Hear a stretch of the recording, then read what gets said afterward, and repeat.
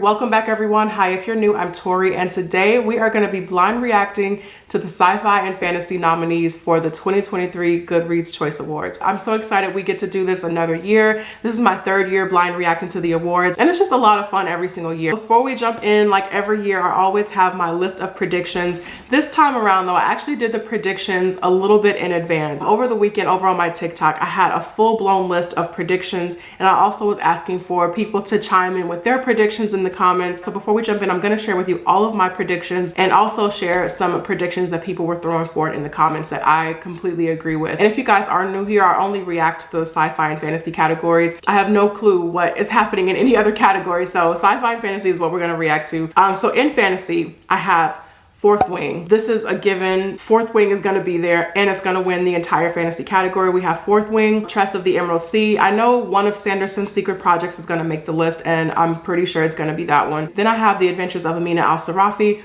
A Day of Fallen Night by Samantha Shannon. God Killer, I think, is going to make the list. This one has definitely been finding the right audience over the course of the year. I've been seeing a lot of people fall in love with this book. It does have some mixed reactions here and there, but for the most part, people who pick up this book really fall in love with it. So I think we're going to see God Killer. It's been getting a lot of traction this year. And then Bookshops and Bone Dust, I'm pretty sure it's going to be on the list. This is a newer release that just came out, and it's also the sequel to Legends and Lattes, which made the list last year. And the first book is just so popular in the fantasy community, so I think we'll definitely see its sequel. I also think we'll see Emily Wilde's Encyclopedia of Fairies. This is one I've been hearing a lot about over the course of the year. A lot of people love this one. And then Hellbent by Leigh Bardugo, I think, is also going to be on the list. This is the sequel to Ninth House. We have The Will of the Many. This could be a long shot, but I feel like The Will of the Many has been getting a lot of attention recently, and everybody who picks up this book absolutely falls in love with it. I personally still have not read it yet, but this book just has so much hype, so much praise, and it's just been steadily growing since its release. So I think we have a good chance of seeing The Will of the Many. I think Darkwater Daughter could also be on the list. This is a buzzy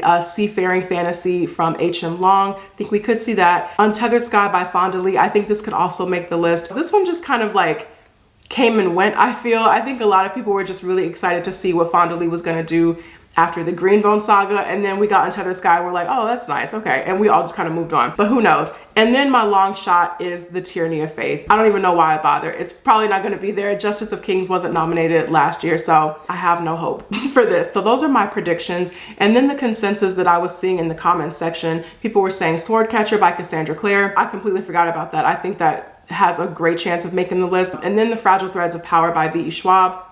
Most definitely, I think that could be on the list. And then there was a book called Wayward that I wasn't familiar with, but I went to go look it up, and a lot of people seem to really love this one. And then in science fiction, this is where things just get so weird sometimes. The sci-fi list, I joked in my TikTok that there's always like just a handful of books on the sci-fi list that I've never heard of before. There's always books that just probably should be in other categories, but you get the feeling that other categories didn't know what to do with them, so they dropped them off in sci-fi. That's the vibe that I get from sci-fi. I feel like this was just a really good year for sci-fi. There were so many sci-fi releases. Who knows what's going to be on the list? So here are my predictions. I 100% know Lightbringer is going to be on the list. This, hands down, was the biggest sci-fi release of 2023. Infinity Gate by M.R. Carey. I think this was another huge sci-fi release. Pretty sure that's going to be on the list. I think we could see The Mimicking of Known Successes by Malka Older. I also think we could see The Blood Gift by Annie Davenport. The Terraformers by Annalee Newitz. The Ferryman by Justin Cronin, I think, has a good chance of making it. I'm not sure about this one, but I just recently started reading it, and I think we have a good chance of seeing The Djinbat of Shantyport on the list. The Blighted Stars by Megan E. O'Keefe. Megan E. O'Keefe, she's really beloved in the sci-fi space, so I think The Blighted Stars has a good chance of making that list. And its sequel just recently came out, so this is like a little buzzy new sci-fi series. I think we'll see Ascension by Nicholas Binge. This was also one that I was hearing about around its release. And then Chaos Terminal by Mur Lafferty, which is the sequel to Station Eternity that was nominated last year. I would love to see These Burning Stars nominated by Bethany Jacobs. This is one of my other current reads. This is fantastic so far. It is definitely up there as one of my favorite reads of the year, and I'm not even done with it yet, so I would love to see that make the list. And then the consensus in the comments for the sci-fi category, we have The Deep Sky by Yume Katase. I read this book and I think it has a good chance of making the list. It might be like an underdog pick, but I think we could see this on the list. And then people were really confident that we'll see Chain Gang All-Stars, and a couple of people mentioned Starter Villain by John Scalzi. Those are the predictions for sci-fi and fantasy. I'm gonna have up the predictions as we go through this list together. Welcome to another year of the Goodreads Choice Awards. Again, this is just always so fun to do with you guys every single year. So thanks for being here for another year. Let's see what's going on the sci-fi and fantasy list in 2023.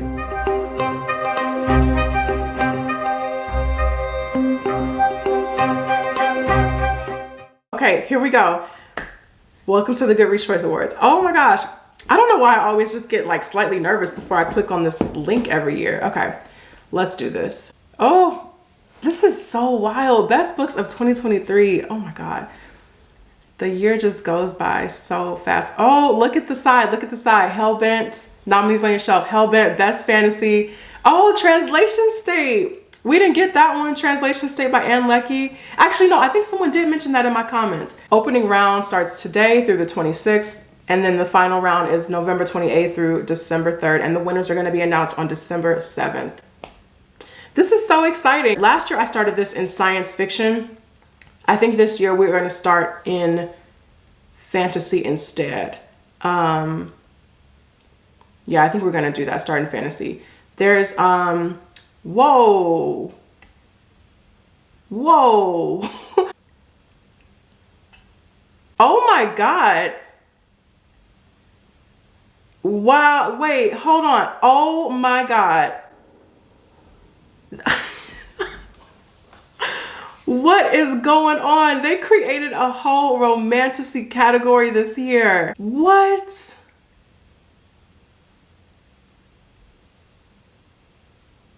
This is why. Oh my God. Fourth Wing is in the This is wild. Oh my God. There was chatter going around about how it should be a romantasy category. Wow. And people were really upset. I remember some people were really upset in the comments that Fourth Wing was going to win the entire fantasy category. Not anymore. That is wild. I don't recognize any of these books hardly. Jasad Air, I've heard of that one, but the rest of these, I do have this is the Serpent and Dove book. I have book 1 on my shelf. Wow. Zodiac Academy, good Lord. The Hunger Wars, the Hurricane Wars. That's on my TBR. I think I have, yeah, want to read.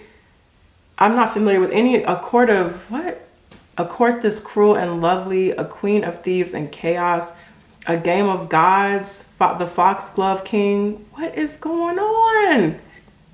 Throne of the Fallen.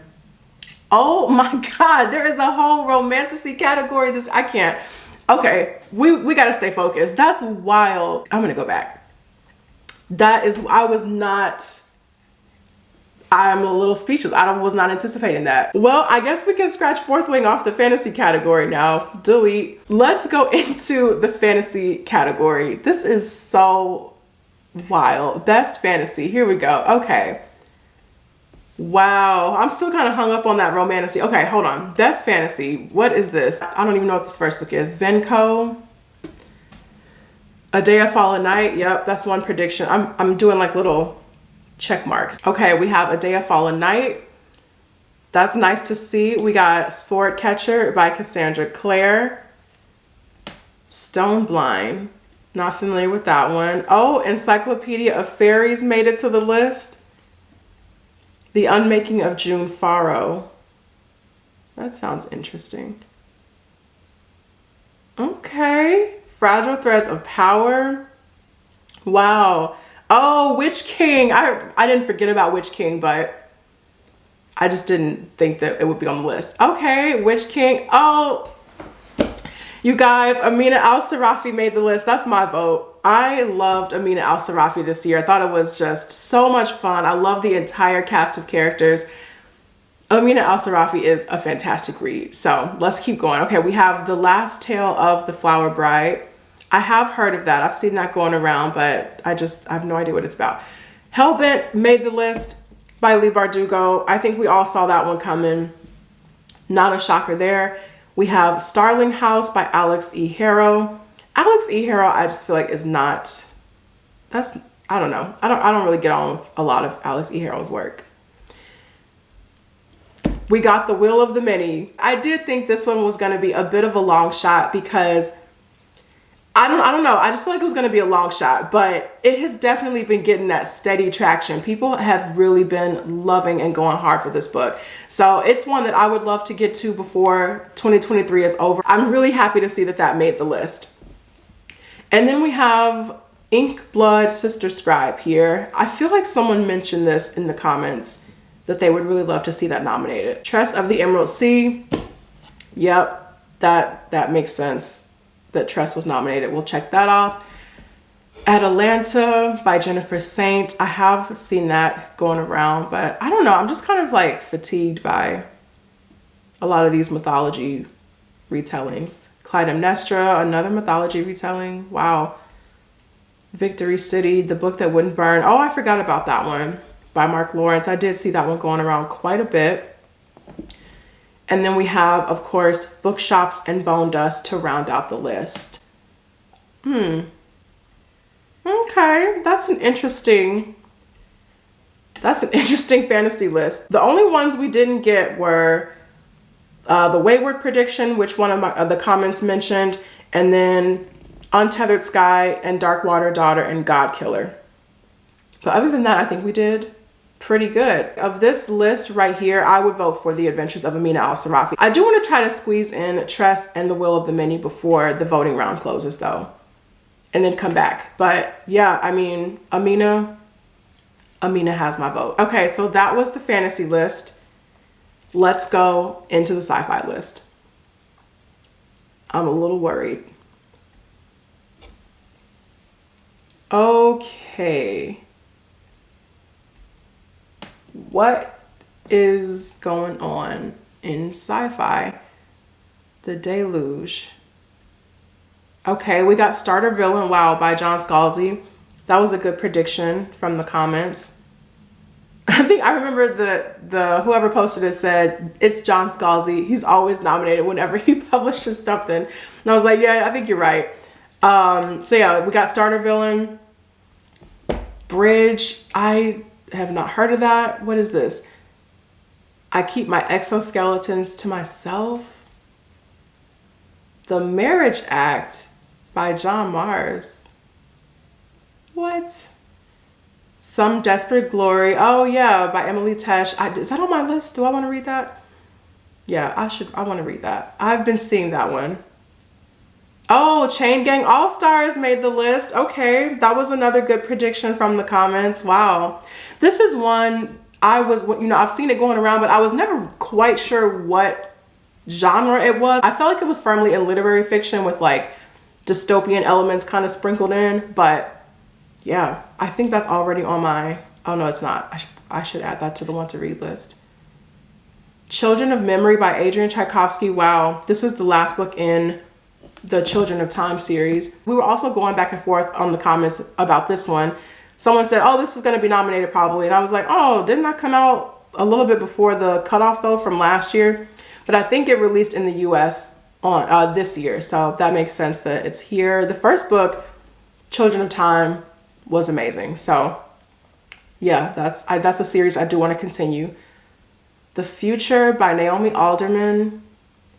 Okay. Translation State by Ann Leckie. Yeah, I have no issues with that one. The Ferryman by Justin Cronin. I know that was an anticipated release this year. Yeah, that makes sense. The Jinbot of Shantyport. This is one that caught my eye more recently. And I was like, that sounds really good. And I just kind of added it to the TBR and then just recently started reading it. And then when I started reading it, I was thinking, this could be on the Goodreads Choice Awards. And here we are. So I'm really happy to see that that's on there. I do want to wrap that up soon because it's really interesting so far. Oh, System Collapse by Martha Wells. Yep. I think it's one of the Murderbot books. Yep. Number 7. Good Lord.